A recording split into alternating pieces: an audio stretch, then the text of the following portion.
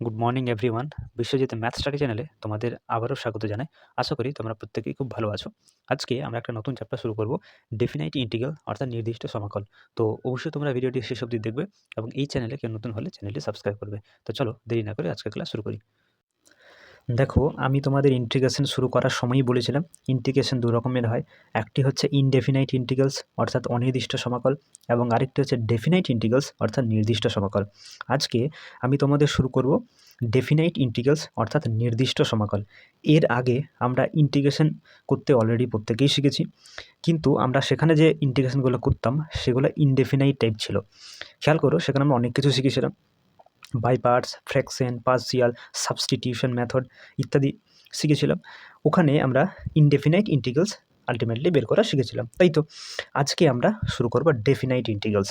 এটা আবার কী জিনিস? দেখো, বিষয়টা ভেরি সিম্পল, একটু ভালো করে বোঝো।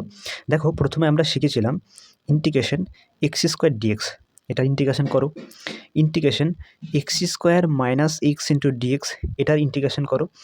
এখনও আমরা ইন্টিগ্রেশনে করব, কিন্তু আগে যেটা ইনডেফিনিট ছিল, অর্থাৎ সেখানে কোনো লিমিট ছিল না, কিন্তু এখন আমরা যে কোশ্চেনগুলো সলভ করব সেখানে কিন্তু লিমিট থাকবে। ওকে, যেমন ধরো ইন্টিগ্রেশন 1 to 2, ইন্টিগ্রেশন 2 থেকে 4। ওকে, যদি এরকম লিমিট থেকে থাকে, অর্থাৎ ইন্টিগ্রেশনের ওপর নিচে নাম্বার থেকে থাকে, তবেই কিন্তু এগুলোকে আমরা বলতে পারি ডেফিনাইট ইন্টিগ্রালস অর্থাৎ নির্দিষ্ট সমাকল। ঠিক আছে? তো এখন আমরা এরকমই প্রবলেম সলভ করতে শিখব, যেখানে আমাদের কিন্তু লিমিট থাকবে। ওকে, এর আগে আমরা লিমিট ছাড়াই ইন্টিগ্রেশন করতে শিখেছিলাম। এরপর আমরা লিমিট দিয়ে, অর্থাৎ লিমিটের সাথে ইন্টিগ্রেশন করতে শিখব। ওকে, আবারও বলছি, প্রবলেমগুলো ভেরি ইজি হবে, কোশ্চেনগুলো সলভ করতে দারুণ মজা লাগবে যদি আমার সাথে সাথে তোমরা করতে থাকো তবেই। ওকে, তাহলে ডেফিনাইট ইন্টিগ্রালস তো বোঝা গেল যে যেখানে লিমিট থাকবে, যেখানে এরকম লিমিট থাকবে সেটাই হচ্ছে ডেফিনাইট ইন্টিগ্রালস। যেমন এটি একটি ডেফিনাইট ইন্টিগ্রালস, এটি একটি ডেফিনাইট ইন্টিগ্রালস। ওকে, আচ্ছা, এরপর জানবো যে ডেফিনাইট ইন্টিগ্রালকে সলভ কী করে করতে হবে বা কী করে আমরা করতে পারবো। সেটা কি আগে যেমনভাবে করতাম সেরকমভাবে, না কোনো আলাদা নতুন কিছু শিখতে হবে? ঠিক আছে,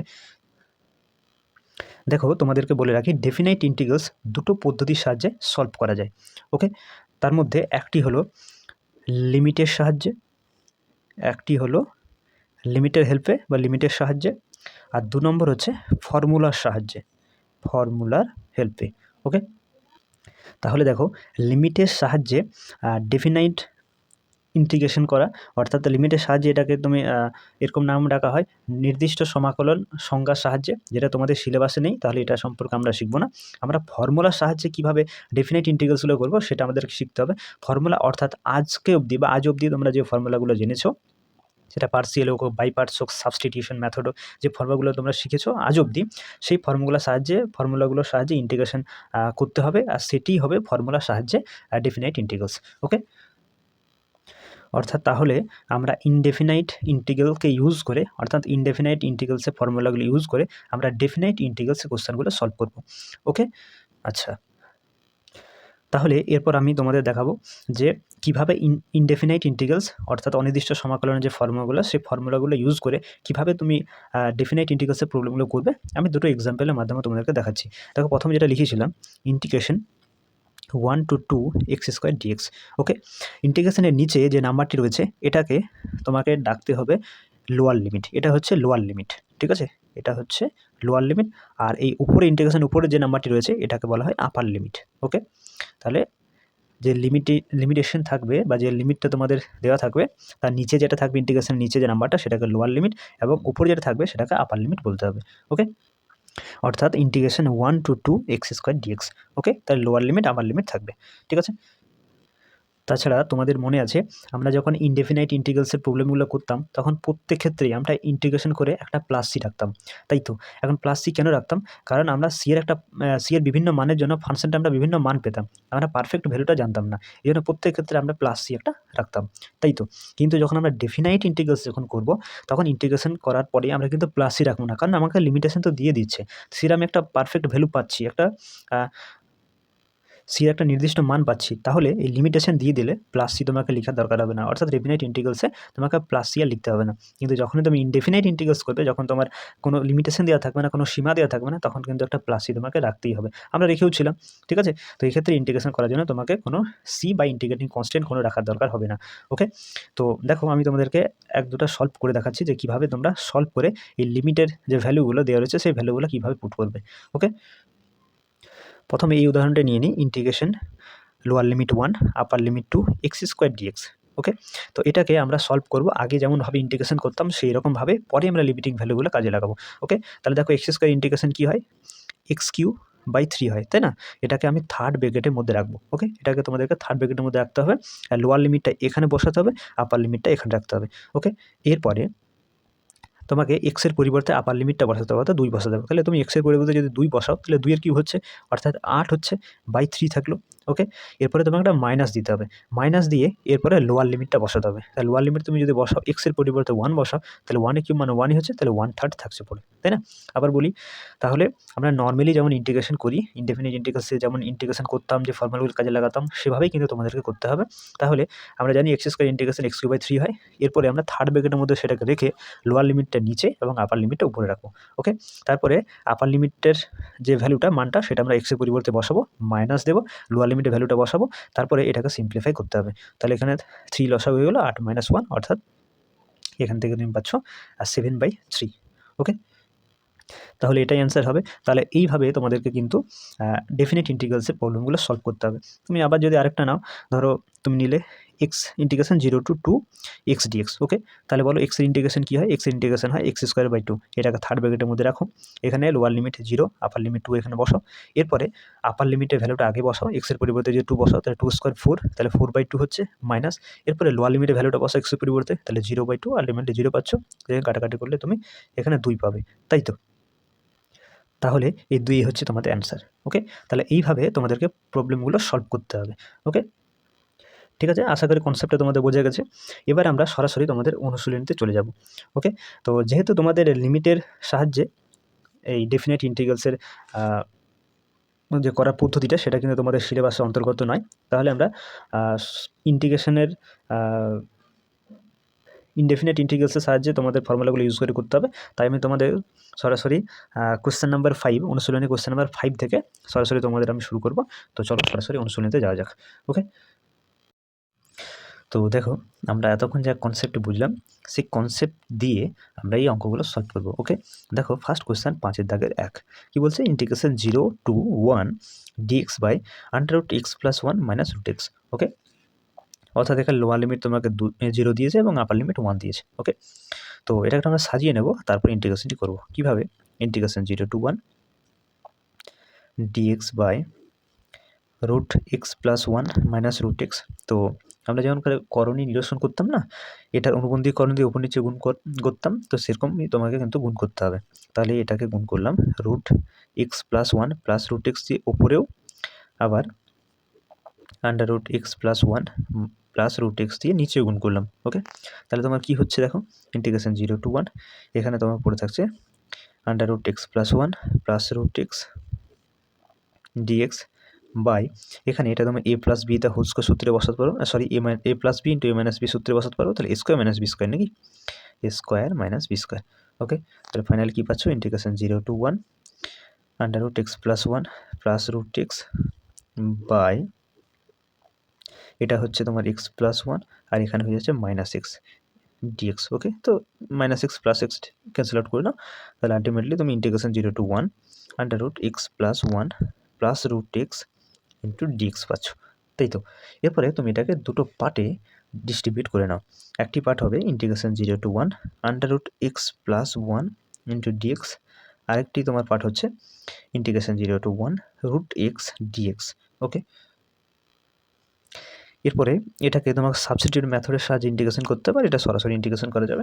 তো দেখো আমরা লেট x + 1কে আমরা z² ধরে নেব। ওকে, x + 1কে আমরা কি z² ধরে নেব। বুথ সাইড তুমি যদি ডিফারেন্সিয়েট করো, তাহলে কী পাবে, dx = 2z dz। ওকে, তো এখানে লিখো ইন্টিগ্রেশন এখানে দেখো x+1কে তুমি জেড স্কোয়ার ধরেছো, তাহলে আন্ডাররুট জেড স্কোয়ার, মানে এখান থেকে তুমি জেড পাচ্ছ, তাই তো। আর ডিএক্স মানে এক্ষুনি পেলে 2z dz। ওকে, এখন দেখো তুমি এক্সকে জেডে সাবস্টিটিউট করে নিয়েছো, তাহলে তোমার লিমিটিং ভ্যালুগুলো কিন্তু চেঞ্জ হয়ে যাবে, অর্থাৎ লোয়ার লিমিট আপার লিমিটগুলো চেঞ্জ হয়ে যাবে। ঠিক আছে, কীভাবে চেঞ্জ হবে ছকের মাধ্যমে দেখাচ্ছি তোমাদের। এক্স প্রথমে তোমার ছিল, সেটাকে তুমি জেডে সাবস্টিটিউট করছো, তাই তো। এক্সের ক্ষেত্রে লোয়ার লিমিট ছিল তোমার 0, আপার লিমিট ছিল 1, তাই না? তাহলে দেখো ওই লোয়ার লিমিটটা চেঞ্জ হয়ে জেডের ক্ষেত্রে কত দাঁড়াচ্ছে। তুমি কী করবে, সিম্পলি এখানে এক্সের পরিবর্তে তুমি 0 বসাও। এক্সের পরিবর্তে 0 বসালে তুমি দেখো জেডের মান, জেড স্কোয়ার মান কত পাচ্ছ, জেড স্কোয়ার মান তুমি 1 পাচ্ছ, তাই না? তাহলে জেডের মান কত হবে, √1, মানে এখান থেকে তুমি 1 পাচ্ছ। ওকে, এবার যখন তুমি এক্সের মান যেটা আপার লিমিট ছিল 1, সেটা যদি পুট করো তাহলে 1 1 2 হচ্ছে, তাহলে জেড স্কোয়ার সমান 2, তাহলে জেড সমান কত হবে, √2 হয়ে যাবে, তাই না? তাহলে দেখো লোয়ার লিমিট আপার লিমিটগুলো চেঞ্জ হয়ে 1 থেকে √2 হয়ে গেল, তাই না? তাহলে এইভাবে তোমাদের কিন্তু যখন সাবস্টিটিউশন মেথড কাজে লাগাবে তখন কিন্তু লিমিটিং ভ্যালুগুলো অর্থাৎ লোয়ার লিমিট আপার লিমিটগুলো চেঞ্জ করে নিতে হবে। ওকে, তাহলে এখন করো তুমি ইন্টিগ্রেশন 1 to √2। ওকে, আর এখানে এটা তো তুমি লিখতে পারো ইন্টিগ্রেশন 0 to 1, এই এক্সকে, এই রুট এক্সকে তুমি x⁴1/2 dx লিখতে পারো, আর x/n এর ফর্মুলা অনুযায়ী এটা তুমি ইন্টিগ্রেশন করতে পারবে। ঠিক আছে, 2টা বাইরে করে নাও, এখানে থাকছে Z square integration 1 to √2 Z square dz, আর এখানে ইন্টিগ্রেশন 0 to 1 x⁴1/2 dx। ওকে, এরপরে তুমি ইন্টিগ্রেশনগুলো করে নাও। এখন 2 থাকলো, জেড স্কোয়ার ইন্টিগ্রেশন হচ্ছে তোমার z³/3, লিমিটিং ভ্যালুগুলো বসিয়ে নাও, lower limit 1, upper limit √2। Okay, এখানে x⁴1/2 এর ইন্টিগ্রেশন হবে x⁴1/2 + 1 বাই 1/2 + 1, এখানে লিমিটিং ভ্যালুগুলো বসিয়ে নাও 0 to 1। ওকে, এরপরে সিম্পলিফাই করে নাও। দেখো এখানে 2 থাকলো, এরপরে তোমাকে আপার লিমিটটা এখানে বসাতে হবে, তাহলে আপার লিমিটে বসালে কী হচ্ছে, √2 তার কিউব, তাই না? তাহলে √2 তার কিউব বাই 3 মাইনাস, এবার লোয়ার লিমিটটা বসিয়ে নাও, তাহলে এখানে 1 তার কিউব মানে 1/3। ওকে, তাহলে প্রথমে আপার লিমিটটা তোমাকে বসাতে হবে, মাইনাস লোয়ার লিমিটের ভ্যালুটা তোমাকে বসাতে হবে। ওকে, এখানে তোমার সিম্পলিফাই করে আসছে তোমার কত, x⁴3/2 নাকি 3/2, এখানে 3/2 আপার লিমিট লোয়ার লিমিটগুলো পরের ক্ষেত্রে আমি নিচে বসাচ্ছি। ওকে, তাহলে এখানে 2, এটা তুমি 2 এর √2 কিউব করলে কী পাবে, 2√2, তাই তো, 2√2, এখানে 3 থাকছে 1/3, আর এখানে তুমি যদি 1 এর আপার লিমিটে 1 পুট করো তাহলে এখানে হয়ে যাচ্ছে তোমার 1 নাকি, আর এটা তো 0 হয়ে যাচ্ছে, তাহলে এটা লিখছি না, সরি এখানে 1/3/2 রয়েছে। আচ্ছা, আপার লিমিট যখন 1 পুট করলে তাহলে 1^3/2 মানে 1, আর নিচে 3/2 থাকছে, আর 0 পুট করলে তো আর থাকছে না, এটা 0 হয়ে যাচ্ছে, তাহলে ওটা আমি লিখছি না। ওকে, তাহলে এটাকে সিম্পলিফাই করো, 2 ইন্টু এটা তোমার 3 লসাগু হয়েছে, তাহলে 2√2 - 1, আর এটা হয়েছে তোমার 2/3, সরি এটা প্লাস হয়ে যাবে, হ্যাঁ এটা হচ্ছে 2/3, তো এটাকে সিম্পলি গুণ করে নাও, এটা হয়ে যাচ্ছে 4√2/3, আর এটা হয়ে যাচ্ছে -2/3 প্লাস 2/3, তো এটা ক্যান্সেল আউট হয়ে যাচ্ছে, আলটিমেটলি তোমার পড়ে থাকছে 4√2/3। ঠিক আছে, তো এটি অ্যান্সার হবে, আশা করি তোমরা বুঝতে পেরেছো। ঠিক আছে, দেখো 5-এর দাগের 2, ইন্টিগ্রেশন 1 to 4 dx/x√x। ওকে, তো এটাকে আমরা একটু সিম্পলিফাই করে নেব, ইন্টিগ্রেশন 1 to 4 dx/x ইন্টু এই √x-কে আমরা লিখবো x⁴1/2। ওকে, তাহলে এখান থেকে আমি পাচ্ছি ইন্টিগ্রেশন 1 to 4 dx বাই, এটাকে সূচকের ফর্মুলা অনুযায়ী তুমি যদি যোগ করে নাও তাহলে এখান থেকে তুমি পাবে x⁴3/2।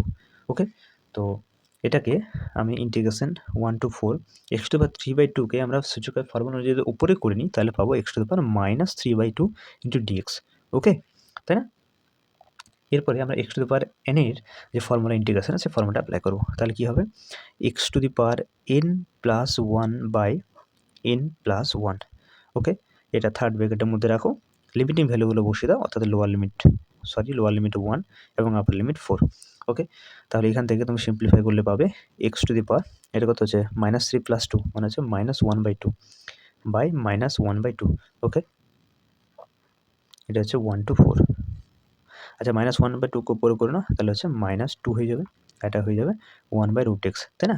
x⁴1/2কে আমরা লিখতে পারি 1/√x। ওকে, এখানে লিমিটিং ভ্যালুগুলো 1 এবং 4। ওকে, তো চলো এরপরে আপার লিমিটটা পুট করো, তাহলে কী হবে, -2 ইন্টু 1/√4 হয়ে যাচ্ছে, তাই না?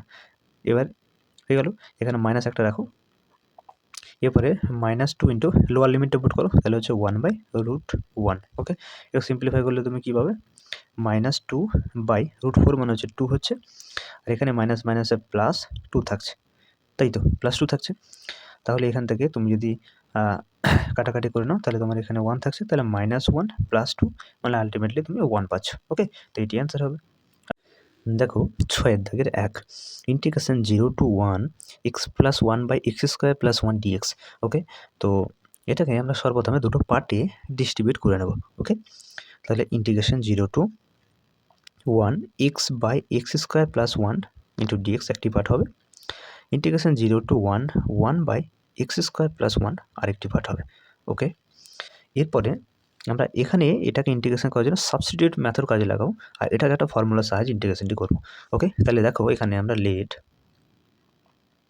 x² + 1 কে আমরা z ধরে নেব। ওকে, বুথ সাইড তুমি যে ডিফারেন্সিয়েট করো তাহলে পাবে 2x dx = dz। তাহলে এখান থেকে তুমি x dx সমান তুমি dz পাচ্ছ, সরি 1/2 dz পাচ্ছ, তাই না? তো চলো সাবস্টিটিউট করে নাও, ইন্টিগ্রেশন x dx এর পরিবর্তে লিখো 1/2 dz। ওকে, বাই x² + 1 যেটাকে তুমি z ধরেছিলে, z বসিয়ে দাও। এখন দেখো এক্সকে তুমি জেডে সাবস্টিটিউট করলে, তাই না? এক্সকে তুমি জেডে তো সাবস্টিটিউট করলে, তাহলে তোমার যে লিমিটিং ভ্যালুগুলো রয়েছে 0 to 1, ঠিক আছে, এই যে সীমাগুলো রয়েছে সীমাগুলো কিন্তু চেঞ্জ হয়ে যাবে। ঠিক আছে, আমি ছকের মাধ্যমে করে দেখাই। এখানে এক্স লিখো, যেটাকে তুমি চেঞ্জ করে জেড করছো। এখন এক্সের ক্ষেত্রে লিমিটিং ভ্যালুগুলো যদি দেখো বা লোয়ার লিমিট আপার লিমিটগুলো দেখো, তাহলে কত ছিল 0 থেকে 1, তাই না? লোয়ার লিমিট 0, আপার লিমিট 1। তাহলে দেখো যখন এক্সের লোয়ার লিমিট তোমার 0 হচ্ছে, তখন জেডের ক্ষেত্রে লোয়ার লিমিট কী হবে না, কী করতে হবে, তোমাকে এক্সের পরিবর্তে 0 পুট করতে হবে। তাহলে 0 পুট করলে তুমি জেডের মান 1 পাচ্ছ, তাহলে জেডের ক্ষেত্রে লোয়ার লিমিট 1 হবে। ওকে, এরপরে দেখো এক্সের আপার লিমিট যখন 1, তাহলে 1 পুট করো, তাহলে 1² মানে 1 + 1 = 2, তাহলে জেডের মান তুমি কত পাচ্ছ, 2 পাচ্ছ, তাহলে 2টা হবে জেডের আপার লিমিট। তাহলে এভাবে তুমি এক্সকে জেডে সাবস্টিটিউট করলে তোমার এই যে সীমাগুলো রয়েছে 0 to 1 এটা চেঞ্জ হয়ে 1 to 2 হয়ে গেল। ওকে, বুঝতে পেরেছো? তো চলো লোয়ার লিমিটে 1 পুট করো এবং আপার লিমিট 2 পুট করো। ঠিক আছে, এটা আমরা একটা ফর্মুলার সাহায্যে ইন্টিগ্রেশনটি সরাসরি করবো। ইন্টিগ্রেশন 0 to 1 1 এই 1কে 1 তার স্কোয়ার লিখবো, আর এক্সকে এক্স তার হোল স্কোয়ার লিখবো। ঠিক আছে, একটা ফর্মুলা খেয়াল করো, ইন্টিগ্রেশন dx/a² + x², এটা সমান হয় tan ইনভার্স x/a + c। ওকে, তো এই ফর্মুলার সাহায্যে আমি সরাসরি ইন্টিগ্রেশনটা করতে পারবো, কোনো অসুবিধা নেই। তো এখানে 1/2 কনস্ট্যান্ট বাইরে বের করে দিলাম, তার ইন্টিগ্রেশন 1 to 2 dz/z থাকছে, প্লাস এখানে ইন্টিগ্রেশন 0 to 1 এখানে থাকছে 1 তার হোল স্কোয়ার প্লাস x তার হোল স্কোয়ার dx। ওকে, এরপরে ইন্টিগ্রেশনগুলো করে নাও। 1/2 থাকলো বাইরে, dz/z এর ইন্টিগ্রেশন হবে log of z। Okay, third ব্র্যাকেটের মধ্যে রাখো, লিমিটিং ভ্যালু অর্থাৎ lower limit 1, upper limit 2। Okay, এখানে তুমি যদি ইন্টিগ্রেশন করো এই ফর্মুলার সাহায্যে সরাসরি, তাহলে হবে তোমার tan ইনভার্স x মানে xc, আর 1 এই মানে 1 হচ্ছে, তাহলে এর নিচে 1 থাকছে। এটা থার্ড ব্র্যাকেটের মধ্যে রাখো, লিমিটিং ভ্যালুগুলো 0 1 পুট করে নাও। চলো এরপর লিমিটিং ভ্যালুগুলো তোমাকে বসিয়ে দিতে হবে। এখানে এবার আপার লিমিট তুমি 2 বসাও জেডের পরিবর্তে, তাহলে হয়ে যাচ্ছে log 2 মাইনাস, এবার লোয়ার লিমিট বসাও, তাহলে log 1। ওকে, এখানে আপার লিমিট বসাও, তাহলে tan ইনভার্স 1 হয়ে যাচ্ছে, তাই না? আচ্ছা, আর এখানে লোয়ার লিমিট বসাও, তাহলে tan ইনভার্স 0 হয়ে যাচ্ছে। ওকে, সিম্পলিফাই করো, 1/2 থাকলো, এখানে log of 2, log 1 মান 0 হয়, প্লাস tan ইনভার্স 1, অর্থাৎ 10 কত মান 1 হয়, π/4 নাকি 45 ডিগ্রি তো। আর এখানে tan 0 বলো 0, 10 কত মান হয়, 10 0 মান হয়, তাই তো? তাহলে এখানে 0 লিখো, তাহলে এখানে পড়ে থাকলো 1/2 log 2, এখানে প্লাস π/4। ঠিক আছে, তো এটি অ্যান্সার হবে, দ্যাটস দ্য অ্যান্সার। ওকে, এরপর দেখো 6 দাগের 2 integration 1 to 2 x + 1/x³ dx। Okay, তো সবার প্রথমে আমরা দুটো পার্টে এটাকে ভাগ করে নেব। ওকে, একটি হচ্ছে ইন্টিগ্রেশন 1 to 2 x/x³ dx, আরেকটি পার্ট হচ্ছে ইন্টিগ্রেশন 1 to 2 1/x³ dx। ওকে, এখানে তুমি যদি একটু এখানে x ক্যান্সেল আউট করলে তোমার পড়ে থাকছে ইন্টিগ্রেশন 1 to 2 x⁻² dx, এখানে থাকছে integration 1 to 2 x⁻³ dx। Okay, তো x⁻n এর ইন্টিগ্রেশনের যা ফর্মুলা, সেই ফর্মুলা এখানে অ্যাপ্লাই করো, তাহলে হবে x⁻² + 1 /-2 + 1। ওকে, থার্ড ব্র্যাকেটের মধ্যে রাখো, লিমিটিং ভ্যালুগুলো লোয়ার লিমিট হচ্ছে 1, আপার লিমিট 2। এখানে x⁻³ ইন্টিগ্রেশন হবে x⁻³ + 1 /-3 + 1। লিমিটিং ভ্যালুগুলো এখানে বসিয়ে দাও, লোয়ার লিমিট 1 আপার লিমিট 2। ওকে, এবার একটু সিম্পলিফাই করো, তাহলে এটা হয়ে যাচ্ছে তোমার x to the power -1 by -1 1 2, আর এখানে হচ্ছে x to the power -2 by -2 1 2। Okay, তো এটাকে আমরা লিখতে পারি -1 by x lower limit 1 upper limit 2। Okay, এটাকে আমরা লিখতে পারি 1 বাই -1 বাই 2 এক্স স্কোয়ার, তাই তো, নিচে 2 রয়েছে, আর x টু -2 কে নিচে করলে x স্কোয়ার হবে, তাই তো, lower limit 1 upper limit 2। Okay, তো এরপরে আপার লিমিট লোয়ার লিমিটগুলো বসিয়ে দাও, তাহলে আপার লিমিট যদি বসাও তাহলে এখানে হয়ে যাচ্ছে তোমার -2, আর এখানে লোয়ার লিমিটটা যদি বসাও তাহলে এখানে হয়ে যাচ্ছে তোমার এখানে মাইনাস থাকছে, আর এখানে -1 বাই, মানে এটা প্লাস হয়ে যাচ্ছে +1, ঠিক আছে। আচ্ছা, প্লাস এদিকে থাকছে মাইনাসটা বাইরে বের করে নাও, তাহলে এখানে থাকছে তোমার আপার লিমিট 2 বসাও, তাহলে কী হচ্ছে এখানে 2 × 2 স্কোয়ার মানে 4 × 1/8 হচ্ছে, তাই তো। এখন 2 যদি বসাও এক্সের পড়বে তাহলে 2 স্কোয়ার 4, 4 2 8, তাহলে 1/8 হচ্ছে মাইনাস।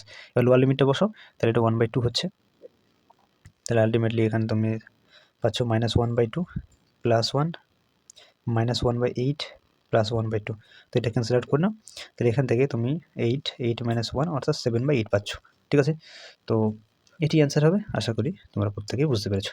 ওকে, দেখো কোশ্চেন নাম্বার 7, ইন্টিগ্রেশন 0 to π/2 sin x sin 2x dx। Okay, তোমরা একটা ফর্মুলা খেয়াল করো, sin 2θ equals to 2 sin θ into cos of theta. Okay, তাহলে এখানে আমরা sin 2x সমান আমরা কী পাবো, 2 sin x into cos x লিখতে পারি, তাই না। তো চলো ইন্টিগ্রেশন 0 টু π/2 sin x, এই sin 2x এর পরিবর্তে আমরা এই sin 2θ ফর্মুলা ইউজ করবো, অর্থাৎ লিখবো 2 sin x into cos x dx। ওকে, বুঝতে পেরেছো। এবারে 2টা কনস্ট্যান্ট বাইরে বের করে দাও, তাহলে পড়ে থাকছে sin x, তাহলে এখানে হচ্ছে sin square x cos x dx। ওকে, এরপরে আমরা সাবস্টিটিউট মেথড কাজে লাগাবো, তার জন্য আমরা লেট sin x কে আমরা জেড ধরে নেব। ওকে, বোথ সাইড তুমি যে ডিফারেন্সিয়েট করো তাহলে কী পাবে, sin x এর ডেরিভেটিভ হচ্ছে cos x, x এর জন্য dx, এদিকে তুমি dz পাচ্ছ। ওকে, তো তাহলে এখানে 2, এখানে লিমিটিং ভ্যালুগুলো 0 টু π/2 ছিল, তাহলে ইন্টিগ্রেশন দেখো এই cos x dx এর মাধ্যমে এক্ষুনি বের করলে dz, তো বসিয়ে নাও। sin x কে আমরা জেড ধরেছিলাম, তাই না, তাহলে sin স্কোয়ার x সমান কী হবে, জেড স্কোয়ার হয়ে যাবে, তাই তো। এখন দেখো তুমি x কে জেডে সাবস্টিটিউট করলে তাহলে তোমার লিমিটিং ভ্যালুগুলো চেঞ্জ হয়ে যাবে, অর্থাৎ সীমাগুলো চেঞ্জ হয়ে যাবে, ঠিক আছে। সীমাগুলো চেঞ্জ হয়ে তোমার কী দাঁড়াবে, সেটা আমি ছকের মাধ্যমে তোমাদের দেখাই। x যেটাকে তুমি সাবস্টিটিউট করছো জেডে, তাই না, x এর ক্ষেত্রে লিমিটিং ভ্যালুগুলো অর্থাৎ লোয়ার লিমিট ছিল তোমার 0, আপার লিমিট ছিল π/2, তাই না। এরপরে দেখো সেটা জেডের ক্ষেত্রে কীরকম আসছে, তাহলে এই লোয়ার লিমিট যদি x এর ক্ষেত্রে 0 ছিল, তুমি এখানে 0 পুট করো, তাহলে sin 0 মান 0 হয় আমরা প্রত্যেকে জানি, তাহলে জেডের ক্ষেত্রে এখানে জেডের মান তুমি কত পাচ্ছ, 0 পাচ্ছ, তাই না, তাহলে জেডের ক্ষেত্রে লোয়ার লিমিট হচ্ছে 0। এরপরে x এর আপার লিমিট π/2 ছিল, তাহলে π/2 বসি না, তাহলে sin π/2 এর মান 1 হয়, তাহলে জেডের মান তুমি 1 পাচ্ছ। তাহলে দেখো x এর লোয়ার লিমিট 0, π/2 ছিল আপার লিমিট, জেডের ক্ষেত্রে সেটা চেঞ্জ হয়ে লোয়ার লিমিট হলো 0, আপার লিমিট হচ্ছে 1। আশা করি কীভাবে বের করতে হবে তোমরা বুঝতে পেরেছো।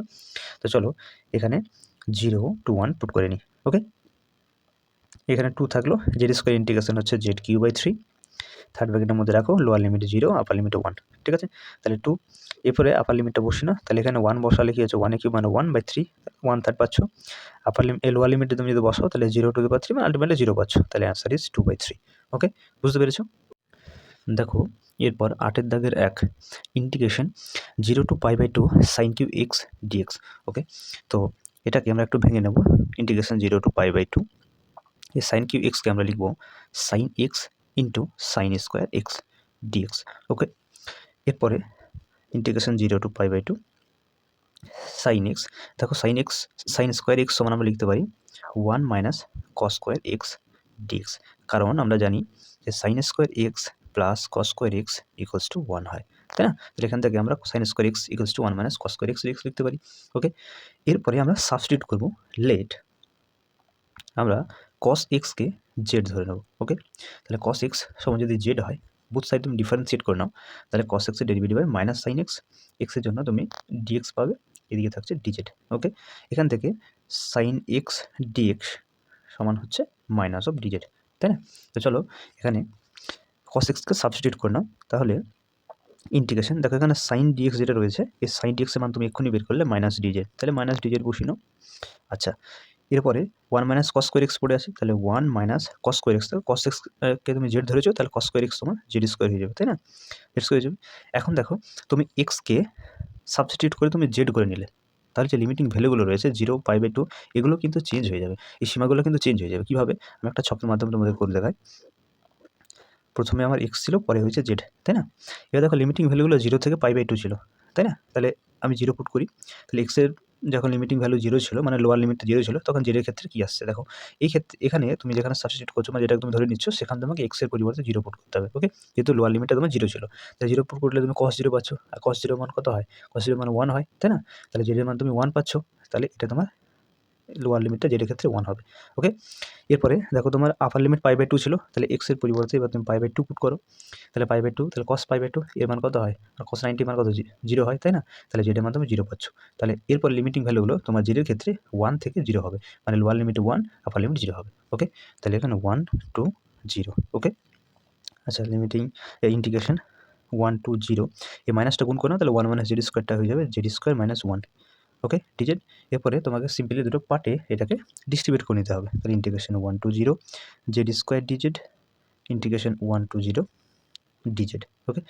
এরপরে সিম্পলি তুমি ইন্টিগ্রেশনগুলো করে নাও, তাহলে জেড স্কোয়ার ইন্টিগ্রেশন হয়ে যাবে জেড কিউ বাই 3, থার্ড ব্র্যাকেটের মধ্যে রাখো লোয়ার লিমিট 1, আপার লিমিট 0, এটার ইন্টিগ্রেশন তোমার হয়ে যাচ্ছে Z lower limit 1, upper limit 0, ওকে? এরপরে তুমি আপার লিমিট এবং লোয়ার লিমিটগুলো বসিয়ে দাও, তাহলে এটা যদি আপার লিমিট তুমি বসাও তাহলে 0, এটা 0 হয়ে যাচ্ছে, আর লোয়ার লিমিট তুমি যদি বসাও তাহলে হচ্ছে -1/3, ওকে? এক্ষেত্রে তুমি যদি আপার লিমিট বসাও তাহলে 0 হচ্ছে, আর লোয়ার লিমিট বসালে -1 হচ্ছে, তাহলে এখান থেকে তুমি পাবে -4/3, ওকে?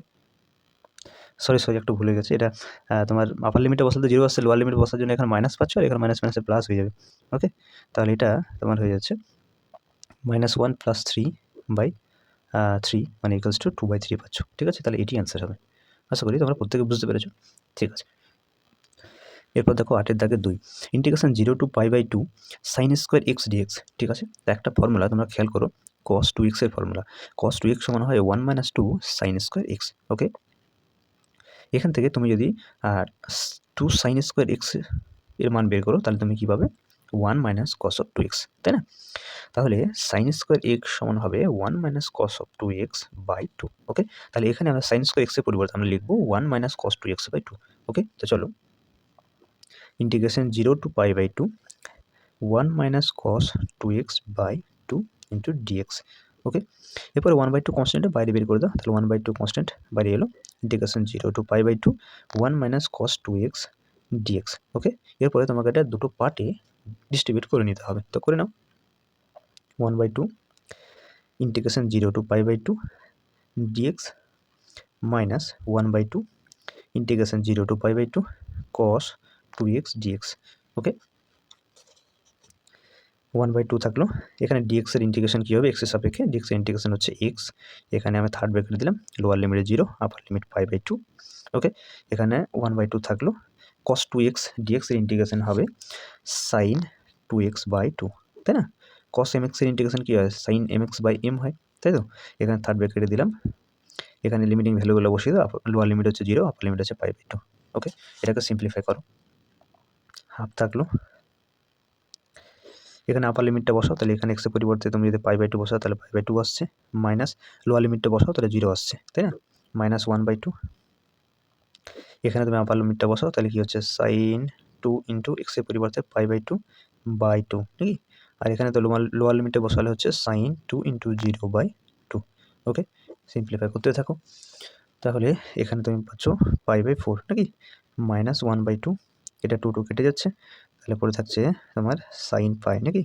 sin π/2, আর এখানে তোমার হচ্ছে তো 0 হয়ে যাচ্ছে, তাহলে sin 0/2, এখানে π/4 -1/2, এখানে বলো sin π এর মান কী হয়? sin π এর মান তো 0 হয়ে যায়, তাহলে 0/2, আর sin 0 তাহলে 0/2, আলটিমেটলি এটা 0 হয়ে যাচ্ছে পুরোটা, তাহলে π/4 পড়ে থাকছে, দ্যাটস অ্যান্সার, এটা অ্যান্সার হবে, তোমরা প্রত্যেকে বুঝতে পেরেছো, ঠিক আছে? এরপর দেখো 9 এর দাগের 1, integration 0 to π/2 cos x cos 3x dx, okay? তো এটাকে আমরা a ধরে নেব এবং এটাকে b ধরে নেব, তাহলে তুমি দেখতেই পাচ্ছ যে এখানে কস এ এবং কস বি এর ফর্মুলা অ্যাপ্লাই করতে পারবো, তাই না? এখন কস এ ইন্টু কস বি সমান কি আমরা লিখতে পারি 1/2 into cos of A plus B minus cos of A minus B. Okay, তাহলে এই ফর্মুলাটা আমরা এখানে অ্যাপ্লাই করব। ওকে, তাহলে ইন্টিগ্রেশন 0 টু π/2, এখানে হাফ থাকবে, তাই তো, হাফ থাকলো কস এ প্লাস বি, তাহলে এখানে এক্স প্লাস 3x মানে আলটিমেটলি 4x পাচ্ছ, মাইনাস কস এ মাইনাস বি, তাহলে কস এ মাইনাস বি মানে এক্স মাইনাস 3x মানে আলটিমেটলি কত পাচ্ছ, মাইনাস 2x পাচ্ছ, তাই না? এখানে থাকলো dx। ওকে, বুঝতে পেরেছো?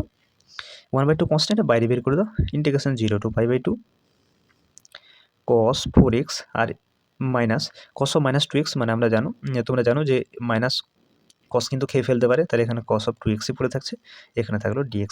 ওকে, এটাকে দুটো পার্টে তুমি ডিভাইড করে নাও। ওকে, 1/2 ইন্টিগ্রেশন 0 টু π/2 একটি পার্ট হবে তোমার cos 4x dx। ওকে, 1/2কে আবার রাখো, ইন্টিগ্রেশন 0 টু π/2, এরপরে তুমি cos 2xকে নিয়ে আরেকটা পার্ট বানিয়ে নাও। ওকে, 1/2 থাকলো cos mx এর ইন্টিগ্রেশনের ফর্মুলা অ্যাপ্লাই করো, তাহলে কি হয় sin mx বাই m, তাই তো, m মানে তোমার এখানে 4 হচ্ছে। থার্ড ব্র্যাকেটের মধ্যে রাখো, লিমিটিং ভ্যালুগুলো বসে না 0 টু π/2। ওকে, আচ্ছা, এখানে 1/2 থাকলো, এখানে cos 2x এর ইন্টিগ্রেশন হবে sin 2x বাই 2। থার্ড ব্র্যাকেটের মধ্যে এটাকে রাখো, লিমিটিং ভ্যালুগুলো 0 টু π/2 পুট করে নাও, ঠিক আছে? তাহলে এখানে 1/2 থাকলো, এখানে 1/4টাকে বাইরে নিয়ে আসো, ঠিক আছে? তাহলে এখানে পড়ে থাকছে sin 4x 0 টু π/2। ওকে, এটাকে 1/2টা বাইরে নিয়ে আসো, তাহলে 1/2 ইন্টু 1/2 হচ্ছে, এখানে থাকলো sin 2x 0 টু π/2। ওকে, এটাকে সিম্পলিফাই করে নাও, এরপরে 1/8 হচ্ছে, আর আপার লিমিট এখানে পুট করে নাও, তাহলে sin 4 ইন্টু x এর পরিবর্তে লিখো π/2। ওকে, মাইনাস লোয়ার লিমিটটা পুট করলে তো sin 0 হয়ে যাচ্ছে নাকি, sin 0। ওকে, এটা 1/4 থাকছে, এখানে আপার লিমিটটা পুট করে নাও, তাহলে sin 2 ইন্টু x এর পরিবর্তে π/2 মাইনাস লোয়ার লিমিট যদি পুট করো তাহলে আলটিমেটলি sin 0 হয়ে যাচ্ছে, তাই তো। তাহলে এখানে 1/8, এখানে তুমি 2 2 4 যদি কাটো তাহলে তুমি পাচ্ছ sin 2π মাইনাস, এটা তো 0 হয়ে যাচ্ছে, তাহলে এটা রাখার দরকার নেই, মাইনাস 1/4, এটা তুমি যদি 2 2 করে দাও তাহলে হচ্ছে তোমার sin π। ওকে, এটা তো 0 হয়ে যাচ্ছে, তাহলে এটাকে সিম্পলিফাই করো, কী পাবে দেখো, sin 2π অর্থাৎ sin 360 ডিগ্রি, এর মান কত হবে, sin 2π অর্থাৎ sin 2 ইন্টু 180 ডিগ্রি নাকি, মানে আলটিমেটলি তুমি এটা 0ই পাবে, আর 1/4 sin π এর মান তো 0ই হচ্ছে, তাহলে আলটিমেটলি 0 মাইনাস 0 মানে 0 হচ্ছে নাকি, তাহলে এটি অ্যান্সার হবে। ওকে, এরপর দেখো question number 9-2, integration 0 to π/4 tan square theta d theta. Okay, তো একটা ফর্মুলা আমরা ক্লাস 10-এ শিখেছিলাম, sec square theta minus tan square theta equals to 1। Okay, এখান থেকে তুমি যদি tan স্কোয়ার থিটা মান বের করো তাহলে কী পাবে, sec স্কোয়ার থিটা মাইনাস 1, তাই তো। আচ্ছা, তাহলে এখানে তুমি যদি বসিয়ে নাও ইন্টিগ্রেশন 0 টু π/4, এই tan স্কোয়ার থিটা পরিবর্তে তুমি বসাও sec স্কোয়ার থিটা মাইনাস 1, বাইরে থাকলো ডি থিটা। ওকে, এখন এটাকে আমরা দুটো পার্টে আমরা ডিভাইড করে নেব। ওকে, তাহলে integration 0 to π/4 sec square theta d theta minus integration 0 to π/4 d theta. Okay, এরপরে ইন্টিগ্রেশনগুলো করে নাও, sec স্কোয়ার থিটা এর থিটার সাপেক্ষে ইন্টিগ্রেশন যদি করো তাহলে এটা তুমি পাবে tan থিটা, এটা থার্ড ব্র্যাকেটের মধ্যে রাখো, লোয়ার লিমিট 0 আপার লিমিট π/4 বসিয়ে নাও, এখানে তুমি যদি ডি থিটার ইন্টিগ্রেশন করো তাহলে থিটা পাবে, এটাও লোয়ার লিমিট 0 আপার লিমিট হচ্ছে π/4। ওকে, তো চলো এবার আপার লিমিট বসিয়ে নাও, তাহলে tan থিটার পরিবর্তে π/4 বসাও, তাহলে tan π/4 মাইনাস, এবার থিটার পরিবর্তে 0 বসিয়ে নাও, তাহলে tan 0, এটাকে আলাদা ব্র্যাকেটের মধ্যে রাখো, আর এখানে π/4 থিটা পরিবর্তে বসিয়ে নাও, এখানে একবার 0 বসিয়ে নাও। ওকে, তাহলে আলটিমেটলি তুমি কী পাচ্ছ, tan π/4 এর মান 1 হয়, tan 0 এর মান বলো কত হয়, tan 0 এর মান 0 হচ্ছে, 0 হয়, এখানে মাইনাস π/4 আর এটা তো প্লাস 0 হয়ে যাচ্ছে, মানে আলটিমেটলি তুমি 1 মাইনাস π/4 পাচ্ছ। ওকে, তো এটি অ্যান্সার হবে, আশা করি তোমরা বুঝতে পেরেছো। দেখো question number 10, integration 0 to 1/2 dx by √4 minus x square. Okay, অর্থাৎ এখানে লোয়ার লিমিট তোমার 2 রয়েছে এবং আপার লিমিট 1/2 রয়েছে। ওকে, তো চলো একটু সাজিয়ে নিই, integration 0 to 1/2 dx by under root, এখানে 4টা আমরা লিখব 2 তার স্কোয়ার এবং এক্স স্কোয়ারকে এক্স তার হোল স্কোয়ার। ওকে, এখন একটা তোমরা ফর্মুলা খেয়াল করো, integration dx by under root a square minus x square equals to sine inverse x by a plus c. Okay, তো এই ফর্মুলা আমরা এখানে অ্যাপ্লাই করব, এখানে তুমি এর পরিবর্তে 2কে ভাবো। ওকে, তাহলে sine inverse x x by a, a মানে হচ্ছে 2। ওকে, এখানে third bracket, lower limit 2, upper limit হচ্ছে 1/2। ওকে, তো চলো এটা সিম্পলিফাই করে নাও। তাহলে আপার লিমিট এখানে বসিয়ে নাও এক্সের পরিবর্তে, তাহলে সাইন ইনভার্স 1/2/2। ওকে, এক্সের পরিবর্তে 1/2 মাইনাস, এবার লোয়ার লিমিটটা বসিয়ে নাও, সাইন ইনভার্স লোয়ার লিমিট হচ্ছে 0, তাহলে 0/2। ওকে, তো এটাকে সিম্পলিফাই করে নাও, তাহলে সাইন ইনভার্স 1/2 এটা ইন্টু 1/2, আর এটা হচ্ছে সাইন ইনভার্স 0। ওকে, তাহলে এখানে তুমি পাচ্ছ সাইন ইনভার্স 1/4, এখানে হচ্ছে সাইন ইনভার্স 0, মানে হচ্ছে আলটিমেটলি 0 পাচ্ছ। তাহলে এখান থেকে তুমি অ্যান্সার সাইন ইনভার্স 1/4 পাচ্ছ। ওকে, তাহলে এটি অ্যান্সার হবে। আশা করি তোমরা প্রত্যেকে বুঝতে পেরেছো। ঠিক আছে, তো আজকে অবধি থাক, দেখা হচ্ছে পরবর্তী ভিডিওতে। ওকে।